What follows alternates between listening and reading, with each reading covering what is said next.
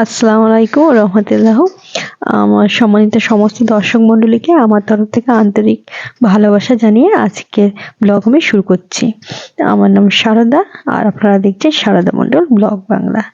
তো বন্ধুরা, আমি আপনাদেরকে বলেছি যে আমি ভাইজ্যাগে এসেছি সপরিবারে।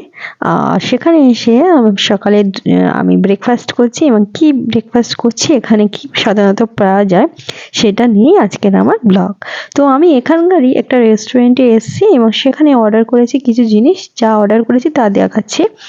দেখুন, আমরা তিনজনাই এসছি, আর সেখানে আমার মানে হাজবেন্ড আর ছেলে আর আমি।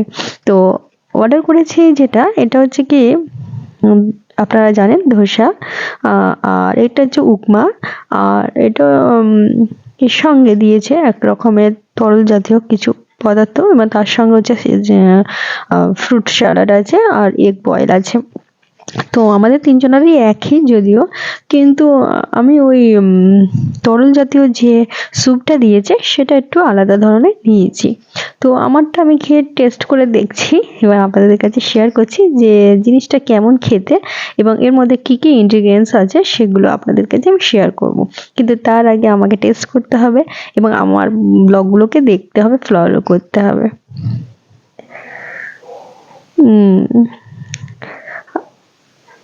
হ্যাঁ বন্ধুরা, সত্যিকারে আমি অনেক ইন্টারেস্টেড ছিলাম যে আম, মানে উপমার সঙ্গে ইডলির সঙ্গে ভালো লাগবে কিনা জিনিসটা। তো আমার সত্যিকারে খুবই ভালো লাগলো খেতে। আর তার সঙ্গে স্যালাড আছে কি, আম,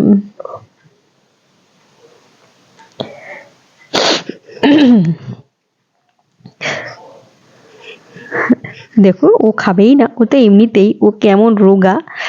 আর আর আমি এতবার বলেও ও তো প্লেটই ওর ওরকমই রয়ে গেছে। তো যাকে আমি আমার আরেকটা সেট নিয়ে নিচ্ছি এবং ওটাও টেস্ট করে বলছি ওটা কেমন। আম, হুম বন্ধুরা, দুটোর মধ্যে একটু তফাৎ আছে যদিও, কারণ খুবই সুন্দর টেস্ট এটা, কিন্তু এর মধ্যে হচ্ছে কি টমেটোর মেশানো আছে এবং বাকি সব একই।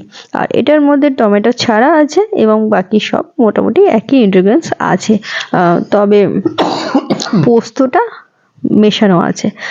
আম, হুম না, এটাও সাধারণত খুবই সুন্দর, কারণ আমরা মানে যেহেতু জানি যে সিমাই যেমন করে রান্না করা হয় ঠিক সেরকম সুইটটা বাদ দিয়ে জাস্ট লবণটা নিয়ে যেমন মানে টেস্ট হয় সেরকমই লবণ দিয়ে তৈরি, কিন্তু সুইট নেই যদিও।